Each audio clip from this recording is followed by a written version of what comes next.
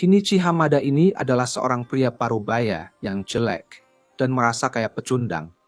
Suatu hari dia tiba-tiba dipindahin ke dunia lain dan dia cuma bawa satu skill curang yang bikin dia bisa akses situs belanja yang biasa-biasa aja. Semua ini dimulai pas Kenichi lagi browsing di situs belanja bernama Shangri-La di tabletnya. Tiba-tiba, dia mendapati dirinya ada di hutan yang aneh dan asing. Tablet di tangannya hilang, dan dia jadi bingung banget. Dia mulai ngeliatin sekelilingnya, perlahan-lahan sadar kalau dia udah dipindahin ke dunia lain. Buat memastikan kecurigaannya, dia ngikutin apa yang biasanya dilakukan pemain di dunia game. Dia buka menu status, dan cuma nemu 3 pilihan. Ada Shangri-La, yaitu situs belanja yang udah dia kenal, kotak barang, dan tempat sampah. Karena penasaran, dia klik tombol Shangri-La, dan muncul antarmuka lain yang nunjukin situs belanja online itu. Kinichi yang tadinya cuma belanja buat kebutuhan sehari-hari, sekarang udah bisa pakai situs belanja ini. Dia nggak nanya-nanya kenapa dia punya kemampuan ini atau buat apa. Yang penting dia penasaran banget. Dia klik kotak barang berikutnya, yang ngasih tahu dia buat nyimpen barang di dalamnya. Jadi, dia ambil sehelai rumput dan lempar ke dalam kotak itu, dan dia ngebongkar kalau kotak barangnya bisa nyimpen barang sekaligus memisahin bahan-bahan di dalamnya. Jadi misalnya, rumput dan tanah itu dipisahin. Dia penasaran dan ngambil tanahnya, terus buang ke tempat sampah. Tiba-tiba dia ngerasa lapar, jadi dia mutusin buat cari makanan. Setelah scroll-scroll di situs belanja, pria sederhana ini mencoba beli roti dan susu, tapi gagal karena dia nggak punya saldo. Untungnya, dia punya cara curang lain buat ngatasin masalah ini. Dia bisa barter barang-barang di inventarisnya buat dapetin uang. Dengan sangat kebetulan, ada kerangka yang lengkap dengan perlengkapannya tergeletak di dekatnya.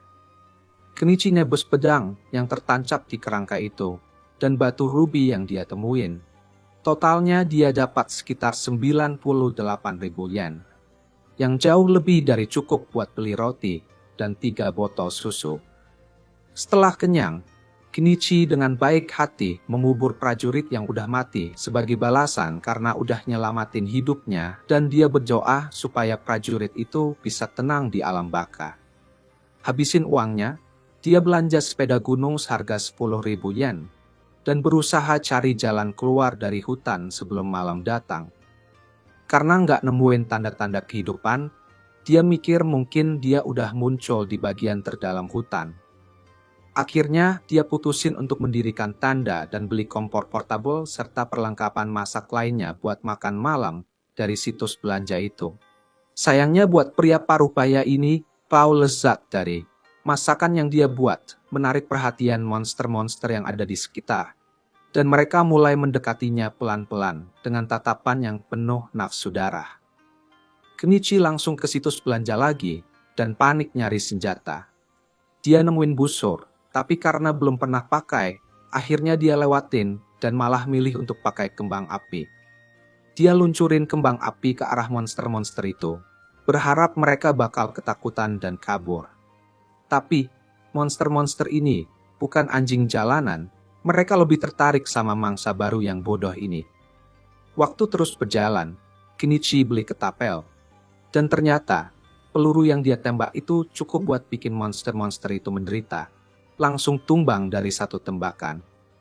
Setelah ngalahin cukup banyak monster, Kenichi buru-buru nyimpen semua barang-barangnya di kotak barang dan melarikan diri pakai sepeda gunungnya. Keesokan paginya, dia bangun dan menemukan dirinya tergeletak di tengah-tengah tempat yang sepi. Kenichi sadar bahwa dia mungkin udah kecapean di suatu titik dan jatuh tidur tanpa sadar. Pas dia lihat sekeliling, dia ngeliat nggak ada lagi pepohonan di depannya dan mulai mikir, mungkin dia udah sampai di tepi hutan. Untuk memastikan posisinya, dia belanja tangga dan teropong dari situs belanja, terus pakai tangganya buat naik ke tempat yang lebih tinggi. Setelah itu, dia pakai teropong buat ngeliat jauh ke depan. Dan ternyata, dia udah nyampe di pinggiran kota. Dengan semangat, dia jalan ke arah kota itu. Tiba-tiba aja, seorang pedagang bernama Fuyo hampir nabrak dia dengan keretanya. Fuyo minta maaf dan nawarin Kenichi tumpangan ke kota Dahlia. Kenichi sedikit ragu. Fuyo meyakinkannya bahwa dia nggak bakal ngebebanin biaya untuk tumpangan ini. Akhirnya, Kenichi naik ke kereta sambil lihat ada seorang wanita di dalamnya. Fuyo ngenalin wanita itu sebagai penyanyi keliling, dia juga penumpang. Melihat pakaian Kenichi yang aneh, Fuyo kira Kenichi bukan dari daerah situ dan nanya kenapa dia mau ke Dahlia. Kenichi jawab bahwa dia berencana untuk berbisnis di sana. Yang bikin Fuyo bingung karena Kenichi sama sekali nggak bawa apa-apa. Penasaran, Fuyo nanya apakah Kenichi punya item box. Kalau Kenichi nggak tahu apa itu. Wanita penyanyi itu nunjukin dengan cara magis, bikin gitar tiba-tiba muncul. Nunjukin bahwa itu adalah item box. Kenichi pura-pura terkejut. Setelah itu, penyanyi itu mulai nyanyi lagu, bikin sisa perjalanan Kenichi ke kota jadi lebih berkesan dan ajaib. Begitu sampai di Dahlia, Kenichi bantu Fuyo untuk turunkan barang-barangnya dan ngasih dia sekantong merica hitam sebagai tanda terima kasih atas tumpangannya. Dengar Kenichi mau bisnis di kota, Fuyo langsung khawatir dan bisik peringatan. Dia bilang bahwa jual merica itu berbahaya karena ada sindikat kuat yang nguasain perdagangan rempah-rempah. Walaupun gitu, Fuyo nerima hadiah itu, tapi ganti ngasih Kenichi beberapa koin perak dan tembaga sebagai gantinya. Gak mau terima secara gratis. Setelah Fuyo pergi, Kenichi mulai ngitung dan nyadar bahwa merica hitam yang dia beli harga murah di situs belanja ternyata dihargai 985 yen di sini. Penemuan ini bikin dia excited karena dia sadar dia punya potensi buat jadi kaya raya dengan usaha minimal, hanya dengan barter barang antara dua dunia.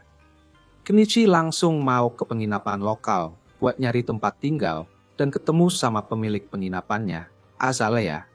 Pas dia pengen pesan kamar, dia dapat info dari Azalea bahwa kalau dia mau bisnis di Dahlia, dia harus daftar sebagai pedagang di guild. Karena dia nggak tahu bahasa negara itu, Kenichi minta bantuan Azalea buat nulis namanya, sambil nawarin dia sekotak permen asing sebagai imbalannya.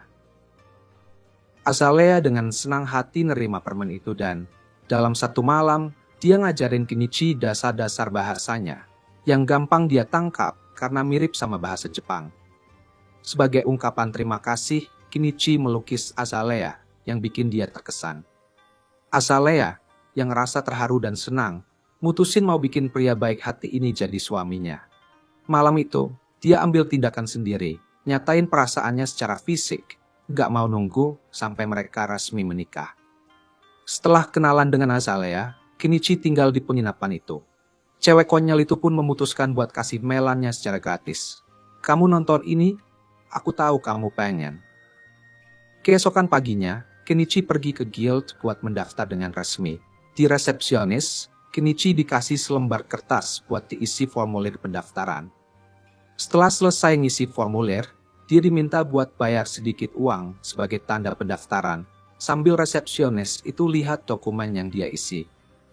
Masalahnya, Kenichi ini bukan orang kaya, jadi dia nggak punya duit cukup buat bayar jumlah yang diminta. Makanya dia minta izin buat bayar secara cicilan. Tanpa banyak drama, si resepsionis setuju dan bilang ke Kenichi untuk nunggu sebentar. Lalu dia balik lagi dengan ID guildnya. ID ini bakal bikin Kenichi dikenali sebagai anggota guild, dan dia juga harus nampilin ini pas berbisnis. Setelah itu, Kenichi keluar dari guild dan balik ke penginapan. Tapi dalam perjalanan pulang, dia jalan-jalan lewat pasar dan beli sekumpulan buah-buahan. Azalea seneng banget lihat Kenichi bawa buah. Dia langsung ambil salah satu buah itu dan bilang betapa dia suka sama buah-buah itu dan rasa enaknya. Azalea ngucapin terima kasih ke Kenichi karena udah bawa buah-buahan untuknya. Terus dia nanya apakah Kenichi udah berhasil daftar di guild. Kenichi cuma angguk sebagai jawaban. Terus dia pergi ke bagian dalam penginapan. Sementara itu, Azalea kembali ngurusin pekerjaan lain karena bosnya manggil. Malam itu, pas Kenichi akhirnya istirahat dan ngecek ID guildnya, dia pun pergi tidur. Keesokan paginya, Kenichi udah bangun lebih awal sebelum Azalea. Pas Azalea ketemu Kenichi, dia lagi sibuk kerja dengan kayu dan paku. Dia kaget banget karena nggak pernah tahu kalau Kenichi jago banget dalam pertukangan. Dia terus puji Kenichi ketika dia menunjukkan penjepit baju yang dia buat. Penjepitnya kelihatan kuat dan menarik. Jadi dia nanya apakah boleh bikin beberapa untuknya dan apakah Kenichi berencana untuk jual itu ke orang lain. Di kota mereka biasanya pakai yang palsu, yang gampang banget patah atau jadi bentuknya aneh. Tapi Kenichi yang bodoh ini nggak pernah kepikiran untuk jualan itu. Setelah mikir-mikir barang asalnya, Kenichi mutusin buat buka toko langsung buat bisnis pertukangannya. Di hari yang sama, dia pergi ke pasar dan nemuin tempat buat jual produknya. Pas dia udah siap, pemilik toko di sebelahnya mulai bingung kenapa Kenichi datang tangan kosong, sampai akhirnya dia ngeluarin kiosnya dari kotak barang sihirnya. Setelah itu, dia pamerin penjepit baju dan barang-barang lain yang mau dia jual. Nggak sampai semenit, udah ada pembeli yang nyamperin tokonya. Dia disambut dengan baik dan langsung jual penjepit baju itu ke pembeli tersebut, sambil tukar sapa dan sedikit info tentang diri masing-masing. Kegiatan ini berlanjut dengan pembeli-pembeli lain hingga sore. Kenichi mulai ngerasa lapar, jadi dia mutusin buat makan sesuatu. Beberapa menit setelah dia makan, muncul lagi pembeli lain. Tapi pembeli yang satu ini kelihatan beda dari yang lain. Dia bawa pedang di sisinya dan bajunya sangat rapi, bikin Kenichi merasa dia ini orang kelas atas dan mungkin punya banyak penawaran menarik. Si pemuda ini ngeliat pisau yang dia anggap menarik, terus nanya berapa harganya. Dia hampir kehilangan akal pas Kenichi bilang harganya 2 koin perak. Tapi dia masih ngerasa itu masuk akal. Setelah ngeliatin sebentar, dia berubah pikiran untuk nggak beli pisau pendek dan milih untuk ambil yang panjang. Sayangnya, Kenichi sendiri nggak punya pisau panjang, tapi dia nawarin sesuatu yang bahkan lebih berharga dan menarik. Setelah nunjukin pedang yang sangat panjang, tajam, dan bersinar, mata si pemuda itu langsung berbinar dengan semangat tinggi. Tapi, semangatnya langsung memudar drastis pas dengar harga yang harus dia bayar. Dia teriak ketakutan pas Kenichi bilang harganya 1 koin emas. Produk itu kelihatan bagus dan tahan lama, jadi dia merasa sulit untuk menolak. Sementara dia lagi mikir kritis tentang apa yang harus dilakukan, tiba-tiba ada yang menyela di toko. Sebelum mereka sempat negosiasi harga, ada seorang gadis muda cantik yang berasal dari keturunan binatang di kota itu muncul di toko. Dan bukan cuma muncul di toko, dia bahkan berdiri dekat banget sama Kenichi, seolah-olah dia mau mencium dia. Orang mungkin mikir dia mau menukarkan bibirnya dengan barang-barang pemilik toko setelah melakukan drama kecilnya yang konyol. Anak buahnya, yang penampilannya mirip binatang beneran, langsung nyambar salah satu tikar atap yang dia pakai buat bikin atap kiosnya. Dia awalnya mikir buat ngambil kembali, tapi kemudian dia berpikir untuk menjualnya, sembari bikin yang baru untuk dirinya sendiri. Setelah setuju untuk menjualnya ke mereka, monster-monster ini kesulitan ngitung nilai barang itu. Akhirnya, setelah mereka kesulitan ngitung nilai barang itu, pemilik toko lain bantuin untuk hitung totalnya, dan mereka pun bayar, lalu pamit ke Kenichi. Sementara itu, si pemuda yang tadi ngeliatin para monster mutusin buat beli pedang panjang itu dengan harga 1 koin emas. Dia ngeliat kesungguhan dan profesionalisme Kenichi dalam berbisnis dan produknya. Setelah hari yang menguntungkan, dia balik ke penginapan malam itu. Dengan penjualan yang banyak, Kenichi bisa bayar uang untuk hari-hari yang dia habiskan di penginapan, dan dia juga mutusin untuk nyimpen sebagian buat bayar cicilan pendaftarannya nanti. Malam itu, pas dia lagi mandi, Kenichi merasa kurang puas, jadi dia mutusin buat beli drum besar yang bisa dipakai buat bikin air panas dan mandi yang lebih nyaman. Terus dia pun siap-siap buat tidur.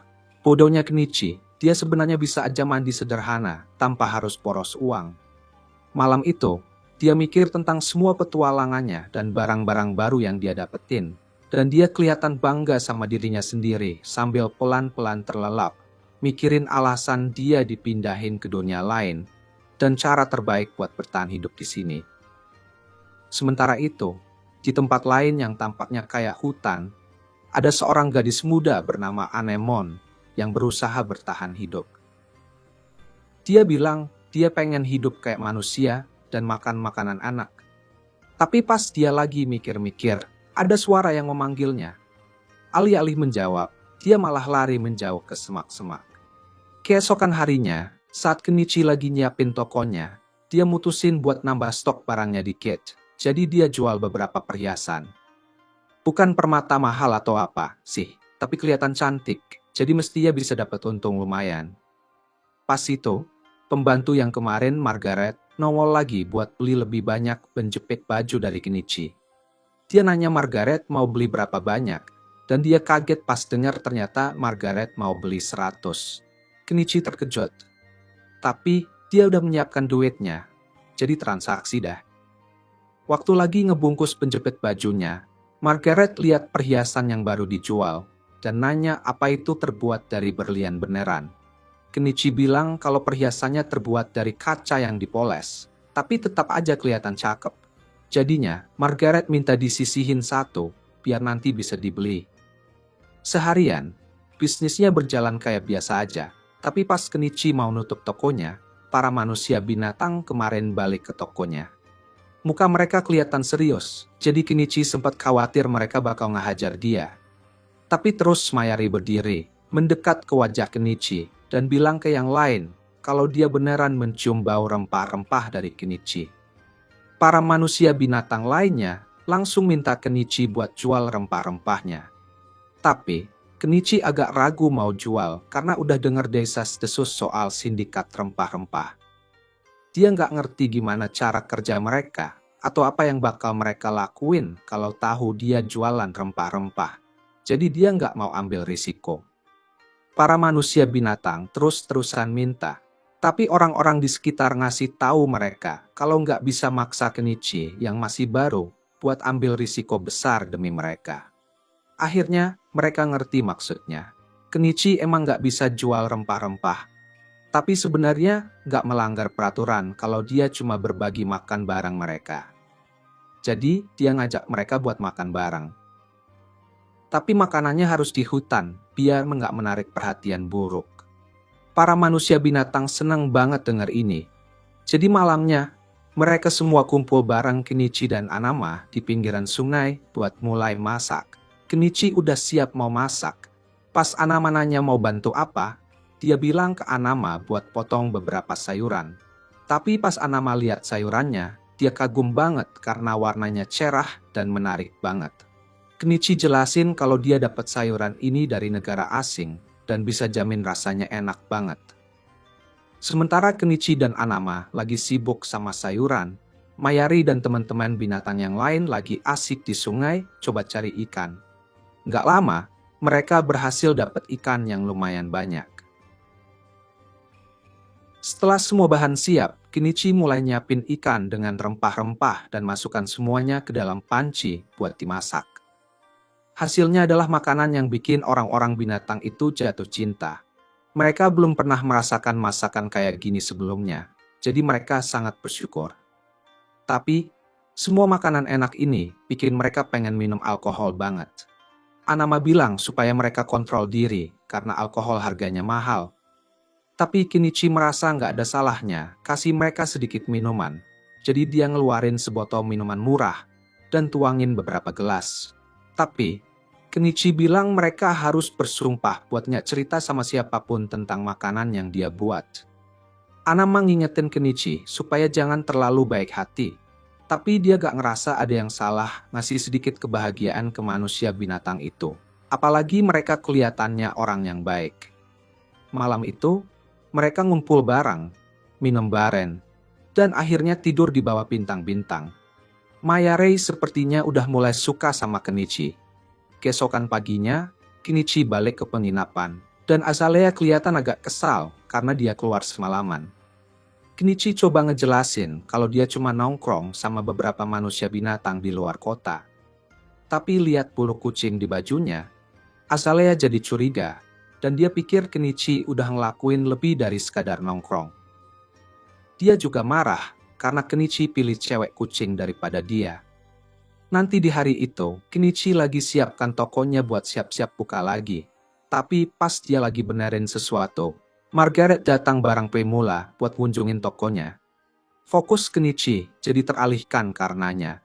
Kenichi awalnya terpesona sama kecantikan Primula.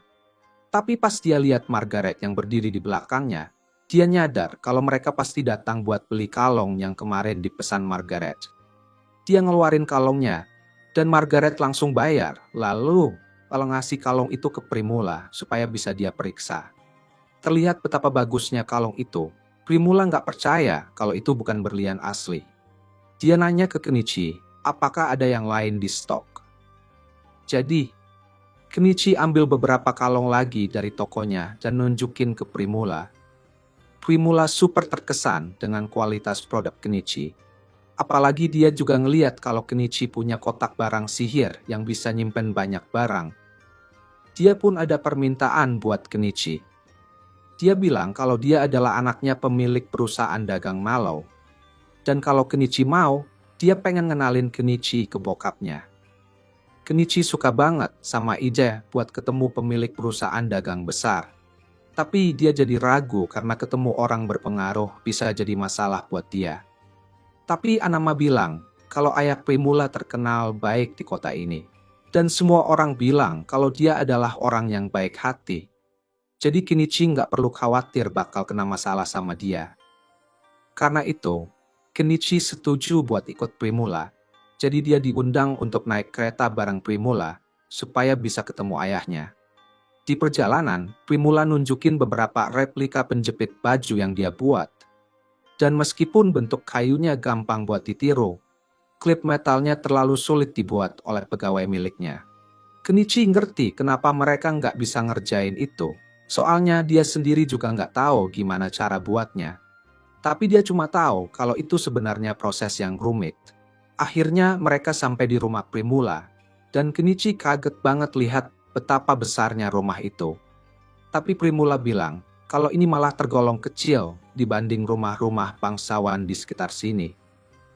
Mereka masuk ke dalam, dan Kenichi diperkenalkan ke ayah Primula, Mallow. Mereka saling menyapa, dan Mallow ngajak Kenichi duduk supaya mereka bisa mulai ngobrol. Setelah Kenichi ngerasa nyaman, dia nunjukin beberapa barang yang dia punya. Dan Mallow sangat terkesan, sama kayak Primula. Di samping itu, Primula bilang ke Mallow kalau Kenichi punya kotak barang sihir. Dan Mallow jadi tertarik, karena dia juga punya itu. Kotak sihir itulah yang membantunya bangun perusahaan dagang ini sampai sejauh ini. Jadi kalau dipakai dengan benar, dia pikir Kenichi bisa sukses banget. Meskipun saat ini, Kenichi cuma make untuk nyimpen persediaannya aja. Nah, alasan Mallow mau ketemu Kenichi adalah karena dia pengen bahas kemungkinan Kenichi jadi pemasok resmi untuk perusahaan Mallow. Kenichi udah menduga bakal dapet tawaran kayak gini. Dan dia berpikir Mallow pasti mau menjualnya dengan cara yang bisa ngehasilin untung besar.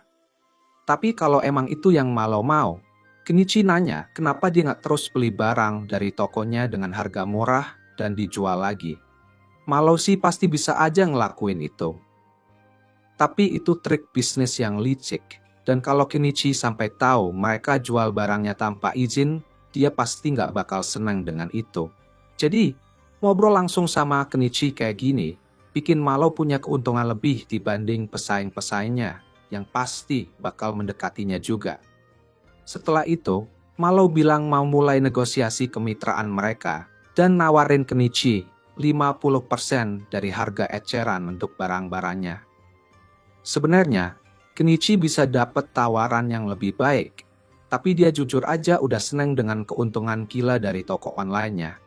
Jadi dia setuju sama tawaran Mallow dan mereka pun berjabat tangan. Kenichi resmi tanda tangan kontrak pasokan.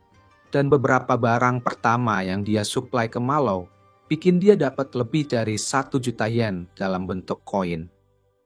Tapi pas Primula ngeliat semua perhiasan cantik yang ada di tokonya Kenichi, dia langsung jatuh cinta dan nanya sama ayahnya kalau dia bisa beli perhiasan itu langsung dari Kenichi buat dirinya sendiri.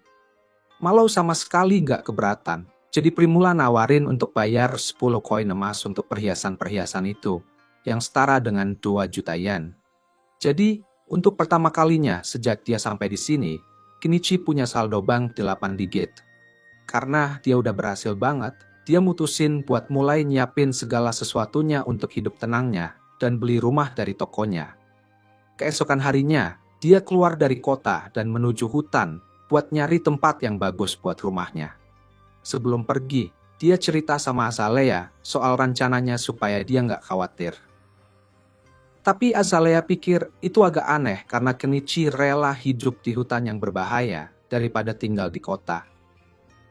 Setelah dia nemuin tempat yang pas, Kenichi beli alat pemotong rumput dan mulai ngerapihin area itu. Tapi dia nemuin sedikit masalah. Meskipun barang-barang lain di tokonya cukup murah, bahan bakar tetap aja mahal dimanapun kamu hidup. Nggak ada yang bisa dia lakuin tentang itu. Jadi dia tetap berjuang dengan biaya tinggi itu dan terus bekerja sampai akhirnya dia bisa bikin jalan buat masuk dan keluar dari hutan.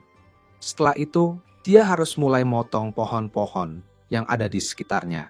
Jadi, dia beli gergaji mesin dan mulai motong pohon. Setelah beberapa jam kerja keras, akhirnya Kenichi berhasil nebang banyak pohon di daerah itu. Jadi tinggal pindahin saja yang tersisa. Tapi pas dia coba masukin kayu-kayu itu ke dalam kotak barangnya, ternyata nggak muat. Kayunya terlalu panjang buat masuk. Jadi dia harus ngeluarin gergaji mesin lagi buat motong kayunya jadi potongan yang lebih kecil. Akhirnya, dia potong pohon-pohon itu jadi balok-balok sepanjang 10 meter. Dan sekarang dia bisa masukkan ke kotak barangnya. Jadi dia hampir selesai ngerjain pengangkutan pohon. Yang tersisa hanya menarik keluar tunggul-tunggul pohonnya. Tapi itu bakal jadi banyak pekerjaan. Dan matahari udah mulai terbenam. Jadi dia mutusin buat balik dan nyelesaikan semuanya besok. Keesokan harinya, Kenichi kembali ke hutan untuk menyelesaikan pekerjaannya. Tapi setelah gali tunggul selama beberapa saat, dia nyadar kalau ini terlalu berat buat pria setengah payah kayak dia. Jadi daripada bikin punggungnya sakit, dia memutuskan buat beli mini ekskavator aja. Tapi pas dia lihat alatnya, dia nyadar kalau dia baru aja ngeluarin 1,2 juta yen buat mesin berat karena dia nggak mau kerja manual dan dia mulai nyesel sedikit. Tapi di sisi lain, ini berarti dia nggak perlu kerja keras. Jadi mungkin ini adalah investasi yang layak. Dia nyalain mesinnya, tapi terus dia nyadar kalau alat ini butuh bahan bakar diesel. Dan tokonya sama sekali nggak jual diesel. Dia mulai panik karena sayang banget kalau dia nggak bisa pakai ekskavator ini setelah ngeluarin uang sebanyak itu. Dia mikir sejenak dan nyadar kalau dia mungkin bisa bikin diesel sendiri dengan mencampur kerosin dan beberapa bahan tambahan. Tapi pas dia mau nyobain, dia ingat kalau dia bisa merusak mesin ekskavator kalau campurannya salah. Jadi, buat lebih aman, dia memutuskan buat nyobain campurannya di generator diesel dulu. Setelah ngisi penuh, dia coba nyalain, dan sepertinya berjalan dengan baik. Jadi dia yakin diesel buatannya akan berfungsi di ekskavator. Dia pun berniat kembali ke hutan besok untuk menyelesaikan pekerjaannya. Sementara itu, Kenichi perlu ngelakuin sesuatu buat semua serangga yang ada di luar. Jadi keesokan harinya, dia mutusin buat pergi ke toko sihir lokal buat beli batu sihir pengusir serangga. Pas dia masuk toko, penyihir yang punya toko itu menyapa Kenichi dan nanya dari mana dia. Soalnya dia belum pernah lihat Kenichi sebelumnya. Kenichi jelasin kalau dia adalah orang asing yang baru aja buka toko di kota ini. Dan dia ke situ mau beli batu pengusir serangga. Penyihir itu bilang kalau batu itu harganya 3 koin perak. Tapi itu sangat mahal. Jadi Kenichi coba buat negosiasi dan nawarin si penyihir 2 jeruk kalau dia bisa menurunkan harga. Penyihir itu belum pernah lihat jeruk sebelumnya. Jadi dia pikir itu pasti buah eksotis dan setuju buat kasih Kenichi diskon karena itu. Kemudian di hari yang sama, Kenichi pergi ngobrol sama Anama. Dan dia bilang kalau si penyihir itu orang yang sangat berpengetahuan.